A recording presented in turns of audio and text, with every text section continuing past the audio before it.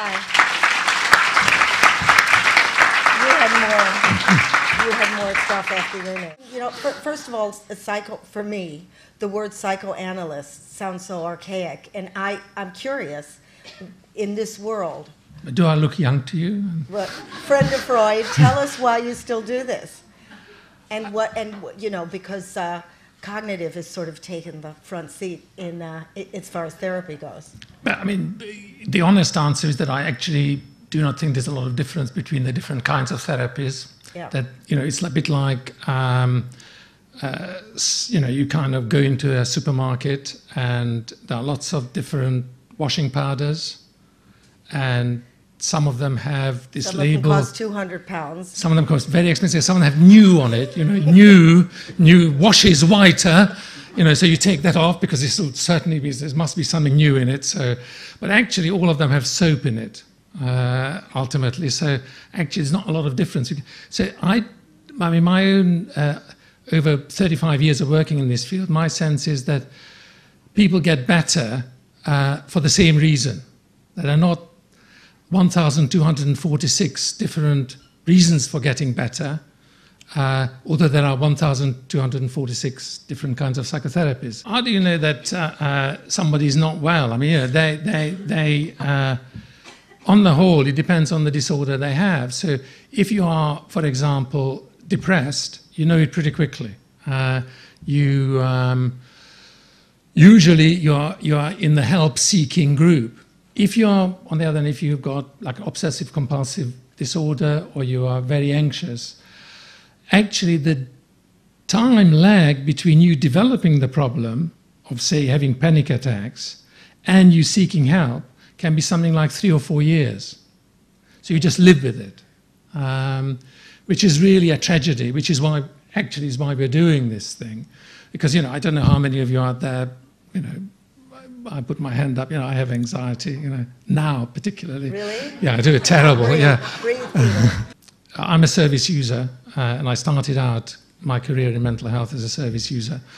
And I was kind of dropped into this country at the age of 16, and I didn't speak the language very well, and I had only one skill, which is I could play soccer, and that was valued in the secondary modern school that I went to. But other than that, I was not regarded as worthy of anyone's friendship. And who told you that? They didn't talk to me, which was a little clue.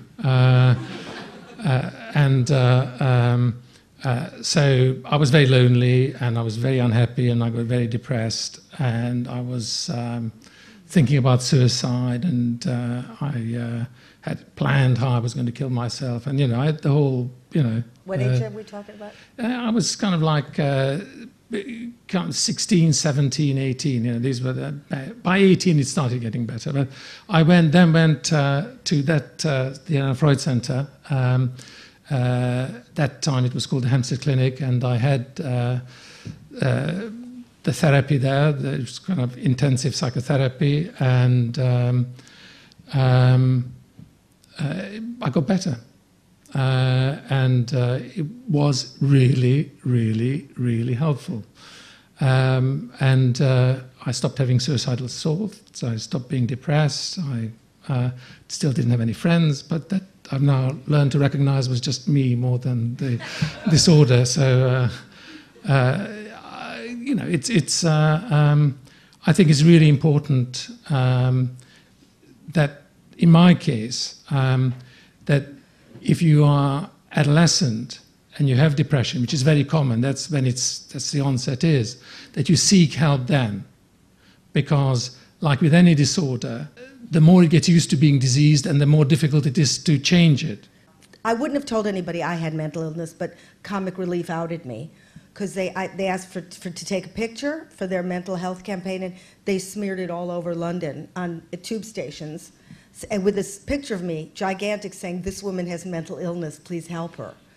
So that's how it started. So I thought, I'm going to write a show and make that look like it's my publicity poster.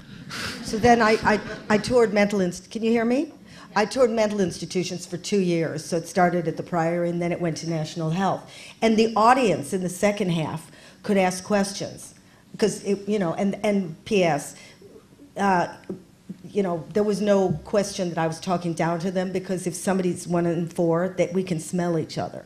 So they knew I wasn't, and they'd come in slightly, sometimes catatonic, but by the time I'd finish, they'd ask the most remarkable questions. And then when it went into the West End, and I've been in Australia and LA, same questions. So one of the main questions always is, I'm too scared to take these drugs. What do they do?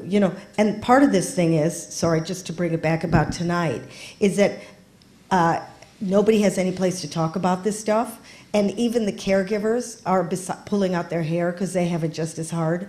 Because in my show, I say I was told by somebody to perk up, because I didn't think of that. So we have nowhere to go. So this is sort of, I'm just bringing it back, why we're going to have walk-in centers, because Alcoholics Anonymous do. And there's more of us than they organized it, and I always think, how'd they do that? Because they're drunks. But, so the big question is, why aren't people trained to say, because you can see sickness in the eyes, just as like you can feel a head for temperature. We can spot each other. So a great tragedy is the teachers don't go, wait a minute, this one isn't in a bad mood, this one's sick, and get them somewhere. Because I wish they did that to me. So why is it that people are so afraid of taking a drug? Maybe you want to answer that. Sorry. I think people don't like their minds being messed with, is what they feel. They want to be in control of their minds. But are you in control when you're having chemotherapy? But they mind less about their body than they mind about their mind. Why? But that's the nature of the human mind. It minds being messed about. It was created to be independent of everything that goes on around it. That's why as soon as we know that the mind evolved, so did the capacity to step beyond the body. So people started doing cave paintings and such like, because they started to transcend their physical existence.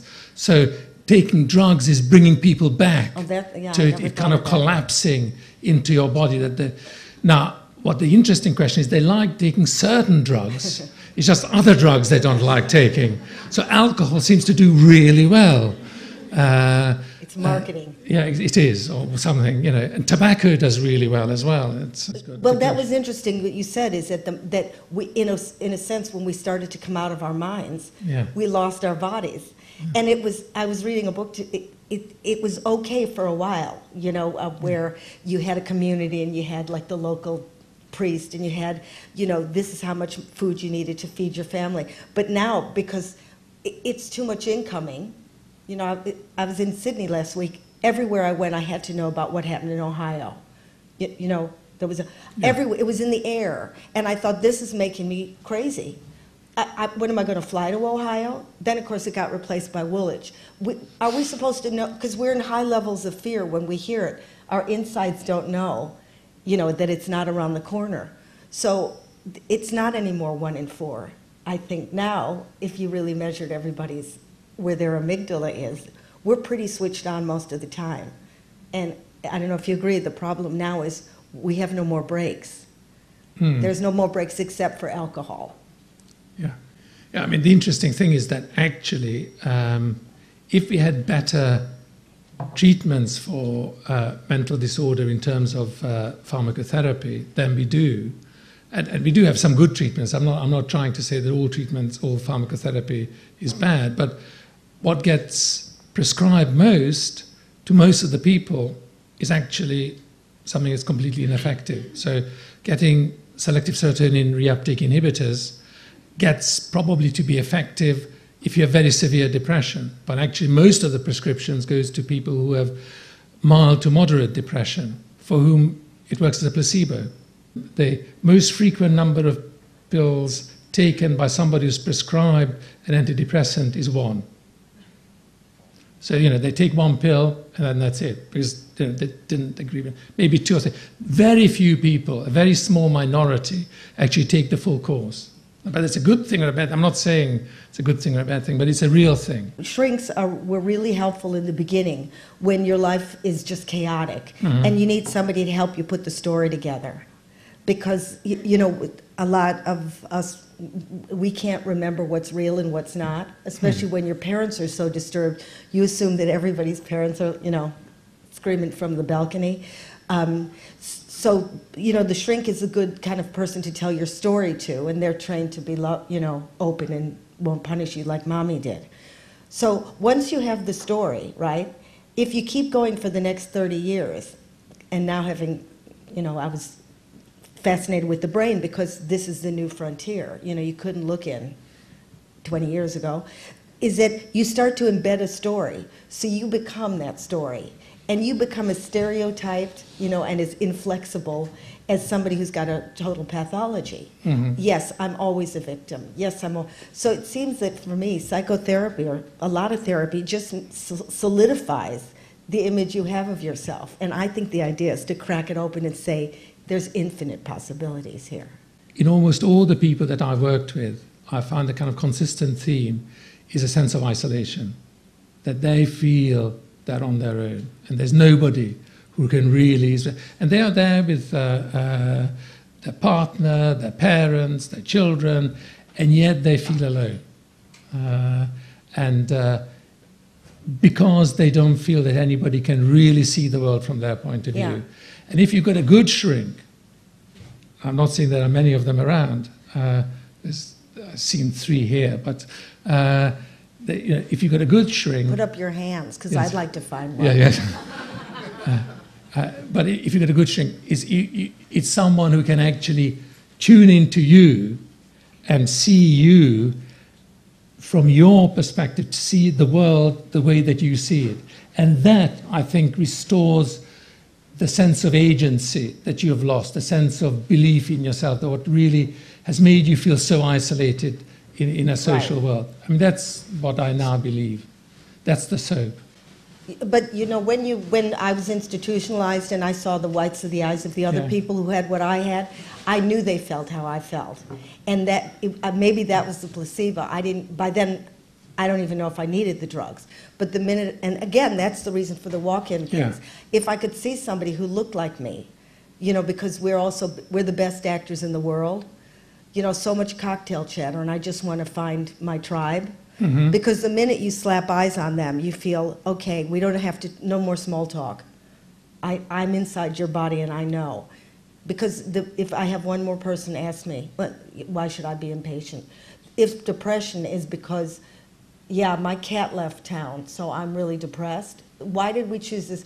And I go, read my lips. It's when you're a block of cement, right? Swimming, tennis playing, eating food, and nutrition will not help you when you are depressed. You're not even sad, you're dead. You know, if somebody could put that, so we don't have to ask over and over again, oh, you're depressed, pull yourself out of it. And I would say, you have cancer, pull yourself out of it. If we could get that established, I think that would help with the stigma. There's nothing that I'd like more than that. Yeah. I mean, for myself, but not just for myself, I think if it could be accepted, if we could live in a world where it was accepted that people had experiences that were literally unbearable, and that we could recognize, we could bear to recognize in someone else that unbearable experience, then I think is the cause of the stigma. If the tribe is 1 in 4, okay, there's no way that, you know, the rest of the can be actors shrinks for the 1 in 4. That's not a model that could ever work. We need a different model. How can we help people help themselves? But they need to meet, you know. But it's that's part of the answer. The same way AA worked, is that you need to have your people. And caregivers will find their own vocabulary, because I can't do it and you shouldn't read it in a book. Because it'll counteract the sense of being alone. Yes. But that's the real sickness, is that it's the shame. In my lifetime, the whole gay movement, we should learn from them, went from hiding in the closet to now they're everywhere. you know, and they had their parades, and maybe we could get the depressives together, Yeah.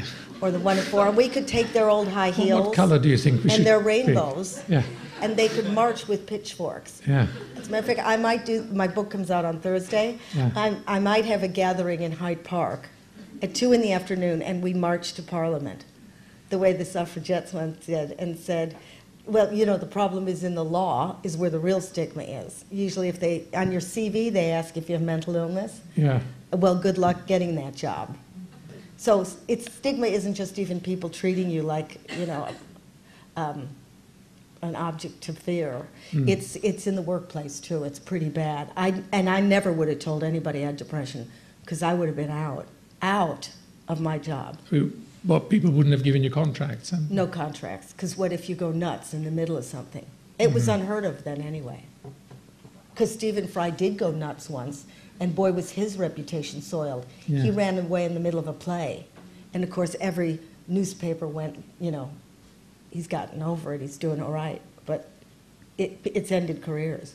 So anyway, do you want to ask some questions at this point? Anybody got something? Yeah, hi. With my clients, I try to talk to them about the incidents that have actually happened in their life, and to leave the label of depression to one side, because it's restricting, I find.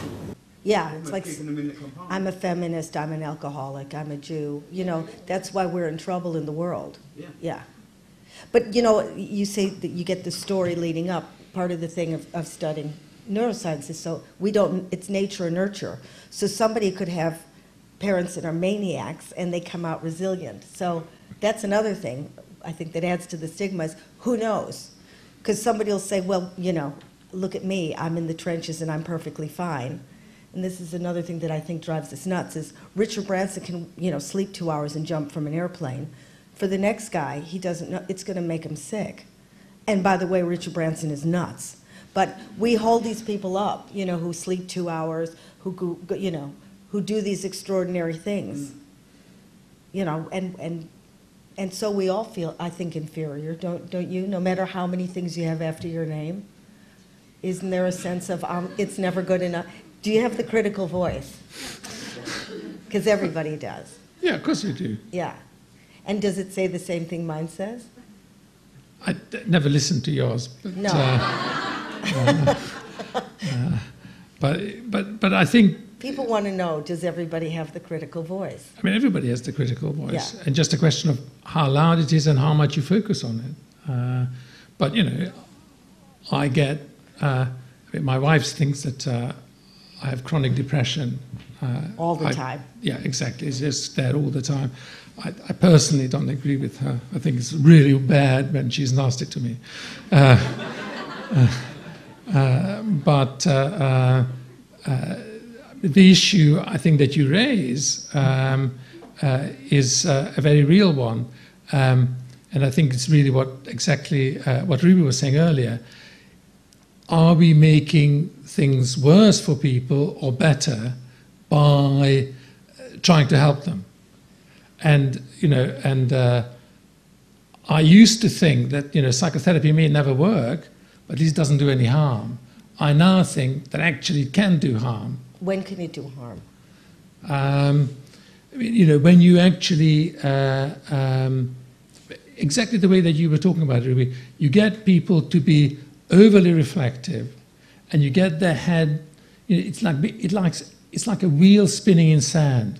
You start getting them thinking and thinking and thinking and thinking, not going anywhere with it. Yeah. And gradually it gets deeper and deeper into the sand, and then they get completely stuck.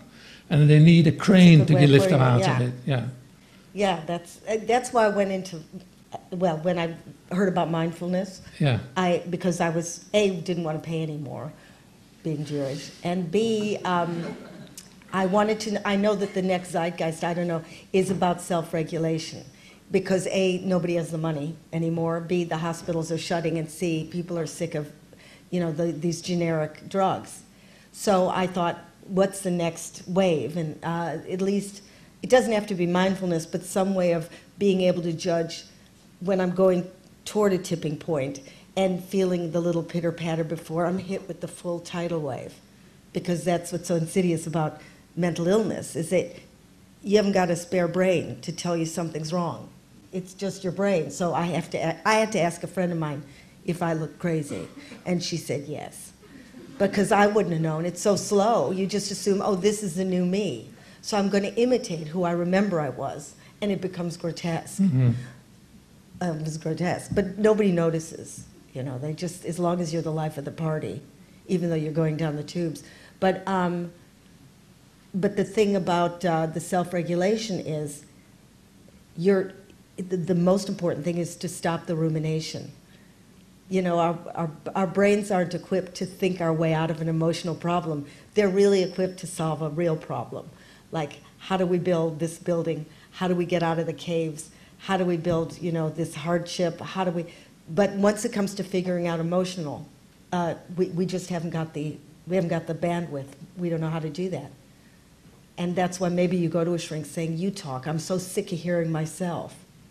I've never met a kid who one morning just woke up and said, Mom, I think, therefore I am.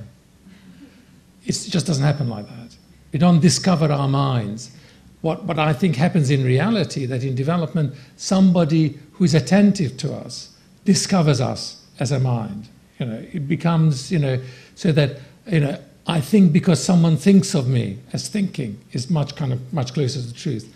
So I think no wonder that when we are in trouble, when we've kind of lost some kind of calibration over what's going on in our mind, we go and talk to somebody else. And that probably happened even before Freud. People used to talk. You think? You know, yeah, absolutely. Yeah. Yeah. Didn't charge as much before No. Freud, but it became commercially a far better proposition. But I think there is something that you were saying about seeing the white of the eyes of the other people who have mental health. You want to bring people together in some kind of conclave, you know, who all have mental health, because there's something about recovering our minds through a relationship. And one thing that we know about depression is that, you know, that whether you have mild depression, moderate depression, or severe depression, if you have a bad relationship associated with that depression, you're much less likely to recover. Particularly if you're a woman. Seems What to do you mean, matter if you have a partner? If you have a bad relationship, it can be with your parent, right. can be with your child, it can be with your partner. Bad human It's gonna relationship. exasperate. Well, that's why I say, when people say, what do I say, the first thing I do if my kid has it is, where's the walk-in center, but find some group. Yeah. I mean, you know how to locate something on eBay, find a group. Yeah. But of course you can't until it's too late, then you're in an institution. But to me, the institution was the happiest time of my life. You know, I know Helena Bottoms Carter's mother did this. Mm-hmm. She's a shrink. And when she had depression, I thought this was brilliant, to show the kids. She just about had the strength. She had a little a pin that was like a porcupine, and when she felt, you know, the red mist coming over, she pointed down, and the kids would know, stay away. And when she got better, she'd go, you know, when it would point up again, so that everybody around her would know how to modulate. I know I'm not saying what you, because I tried to develop that website for even people who can't get out of bed. I mean, unless we have the public meeting, you got to find somebody who will know when you're going down, because we still don't know when we are. But I have a friend where I go, how are the eyes? We check each other's eyes. Now that's the closest bond you can have. And she says, you're going down. Then you can do things about it. But once you're in bed and you haven't got a contact, that's another thing that exasperates it. There's a real issue about having an illness that there is no answer to. I mean, cancer used to be exactly the same as mental illness 50 years ago, 60 years ago. It was incredible shame associated with having cancer. It was something that you then tell anyone, and it was and then massive amount of money, as Ruby says, was injected in it, and the problem is gradually being solved. We are getting further. The burden, the amount of money that society spends on cancer is about 16 billion. For mental, it's 26 billion. Mental illness is actually much more expensive, much more burdensome than either cardiovascular disease or cancer. But the amount of money that we spend on research is a fraction of either of those two. So, I mean, what Ruby's saying is absolutely right. And the answer to that has to be because we are just so frightened of anyone whose mind is out of their control. That, you know, I had relatives, I don't think that's so prevalent now, but relatives who were terrified of actually meeting somebody who was mentally ill in case they might do something. If you are a parent and your kid has high temperature and you don't do anything about it, then you start worrying, you know, about whether, you know, neglect and social services and so on and so forth, and people, the neighbors will start worrying. If your kid is anxious or depressed, would anybody say you're emotionally neglecting your kid? No. You know, they'll grow out of it. And to me, that's really so that we can ignore suffering in a particular, associated with a particular organ, the brain, that if it induces suffering in exactly the same areas, the suffering doesn't change because it's in your body or it's in your mind. It's the same bit of the brain that does the suffering. But if it's the mind, we can just say, well, that'll change. It'll change. And that's really terrible. That to me is toxic. Is it nature or nurture? I mean, what we now know is that genes are actually environmentally induced. Okay? So that, you know, genes get triggered by the environment. You know, a certain kind of environment triggers a certain kind of thing. To ask, is it nurture or nurture, it just doesn't make a lot of sense. You inherit certain risks, but the main point is that we now know there are certain things that are likely to make it worse. And for example, one of the things that are likely to make it worse is if your mother, whilst you were in her womb, was stressed. Shit, that's my daughter down the toilet. I hoped I wouldn't mention this, but you know, but if there's a lot of cortisol going around the mother's blood, and that gets into the kids' brains get organized for danger. There's danger out there, and it'll be much easier for those things to be triggered. So that's environment, but it's actually happening intrauterine. So trying to distinguish what is nature or nurture is really very difficult. And when you're born a particular kind of person, you seek out a particular kinds of environment. It's an interaction of the two. The paradox is that the mind is put in place so that it has the illusion that it's controlling itself. That's the feature of the mind. You know, that's how it was invented, whoever invented it. And we all have that. I mean, none of us are actually in reality in control, but we all have the illusion that we are in control. This is virtual reality, really. You know, like even when you look through the eyes, the sight isn't in your eyeballs. It's 70 different areas back here. I mean, this neuroscience it's fantastic because you realize everybody has it. And the encouraging thing, I'm going off your thing, is that I may see him like that, but those are just my binoculars. You know, so you can now start questioning your judgment, that your lens is as tight as you want to make it. Again, we're back into neuroplasticity. So as much as you can be born with trauma, there is the possibility, and this is the good news, is that you can unwire and rewire again. You're not destined to how you were born. Now that may put more of a stigma on mental illness because that's sort of saying pull yourself out of it, in a sense. But on the other hand, we don't, you know, let's say Alzheimer's, you can't just think your way out of that. That is Do you see what I mean? I do see what you mean, Now yeah. it could sound like I'm contradicting myself. No. It makes an awful lot of sense. I mean, what you're saying is, and I totally agree with you, that people get better because their brain changes in structure. Just the same way that people go worse because of their brain. You know, the brain is the organ of the mind. There's no other part of the body that really does a lot of work. But if it can do such wiring, but it can really change. But it can change itself, and therefore it can change its contents. It can change the way it works, which is a marvelous thing. And you can slow down. Interestingly enough, you can slow down the progress of dementia and the progress of Alzheimer's by actually being mentally active, which is why I'm here now. You know, working. I still have depression. It's never going to go, but I was interested in this mindfulness. So the reason I did it is because I haven't had it in 5 years. I will have it again. Hopefully it's not tomorrow.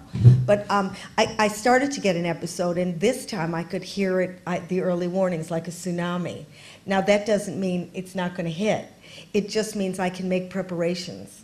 And they're doing it with kids. Do you mind me just saying they're starting to teach, could be mindfulness, could be, let's call it anything, to kids, is that when the kid feels he has a temper tantrum, he holds up a red card. This is in some schools. And when he feels it coming down, he holds up a yellow card. So he's actually feeling his own, you know, we are a cocktail of chemicals. They're teaching kids to quit pointing and saying, he made me angry. He didn't. It's happening in you. So if you're in a business meeting and you start to lock antlers, people should understand it's over. Your intelligence has gone down the tube. The minute we're out of our comfort zone, you know, and the height starts, we have to learn a way of regulating. Otherwise, war will continue. The icebergs will melt. You know, it's in us. We can regulate this thing. What you develop in therapy is a capacity to represent what's happening within your own mind at a separate level from when it's happening. This is just happening to me, but it is not, doesn't have to carry me away with it. It doesn't have to be me. And there are lots of different ways of doing it. Mindfulness training is one. Talking to other people is another way of doing it. But basically what's happening is the same kind of mechanism. We call this mentalizing for once, another book, but not on sale here. Anyway, Ruby talks about the prefrontal cortex. What it does is that rather than you simply experiencing things and being caught up with it and feeling that it's real, you say, it's just a thought. So, you know, this morning I looked into the mirror and I thought to myself, Fonagy, you really look very ugly. And then, magically, I thought, I'm just thinking that. I don't really look ugly. And I felt a lot better. But can you believe, if I really believed it, how terrible I would feel now. That when you're depressed, you don't have that capacity. You can't separate from the, you get caught up in the stream of those thoughts. And what we have to try and help people experience is use that capacity of the mind to separate a little bit from what's the stream that's going on underneath it. Yeah, but you know, they have these great metaphors. The thoughts aren't facts. Yeah. Yeah. That I may feel, I am not the essence of depression. There is depression. Mm-hmm. And that little front of the brain at least gives you a gap.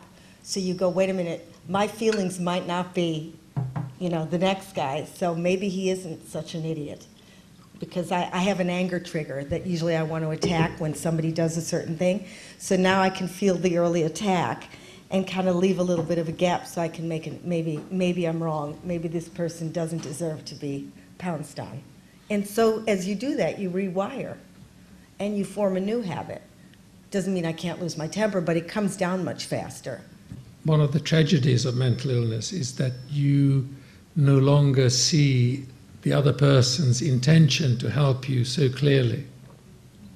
And what can happen is, and that's the source of the isolation that people can feel, that they feel they need help, and yet they don't see the other people as helping them, until they can relearn the language of relationships. It's very, very tough to help them, and as Ruby says, oftentimes relationships break down as a consequence. Staying with the person in that state and understanding that they are in that state is the best that you can do. I think, there's an awful lot else that can be done, but I think putting all the pressure on that person is not right. What we know is that if that person is in a relationship, they're more likely to recover, and that if the relationship is good, they're more likely to recover more quickly. Okay, we have to stop. Well, you can say a few other things. Yeah. Okay, I've got to go to the bathroom. But I'm selling my book, 10%, go to the Anna Freud Center. I'd love it if you buy it. If you don't, well, steal one. It's a fantastic book. Let me just say, it is a very, very, very good book. I read it. I thought it was very, very good. Yeah, there he is. And I have only a 10% stake. Okay, well, I want to thank Peter. Thank you. And maybe we could meet again. I want to thank Ruby. Come on, thank you.